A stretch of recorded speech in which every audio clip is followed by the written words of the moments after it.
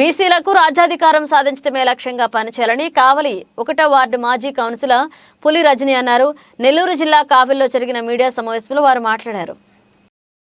బీసీలకు రాజ్యాధికారం రావాలంటే అందరూ కలిసికట్టుగా పనిచేయాలని వైసీపీ నాయకురాలు 1వ వార్డు మాజీ కౌన్సిలర్ పులి రజని అన్నారు. ఈ సందర్భంగా కావలి పట్టణంలోని బీసీ సంక్షేమ సంఘ రాష్ట్ర అధ్యక్షుడు లాకా వెంగళరావు మాట్లాడుతూ బీసీల హక్కుల సాధన కోసం పల్లె నిద్ర, ప్రజాబాట వంటి వివిధ కార్యక్రమాల ద్వారా ప్రజలను చైతన్యపరచాలన్నారు.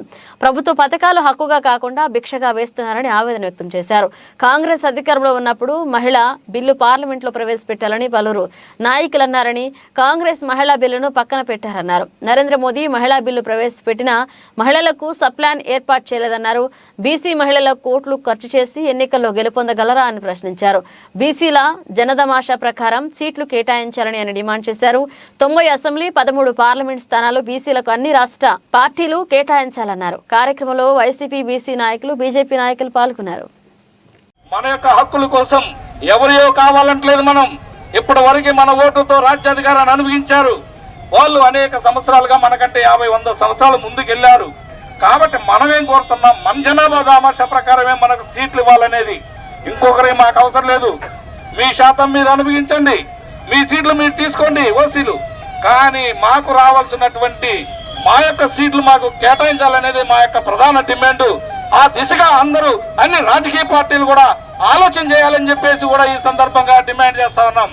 మరి రాష్ట్ర ప్రభుత్వం కూడా స్థానిక సంస్థల్లో 34% రిజర్వేషన్ ఉండే గతంలో, కానీ మొన్న జరిగినటువంటి స్థానిక సంస్థల ఎన్నికల్లో 24%.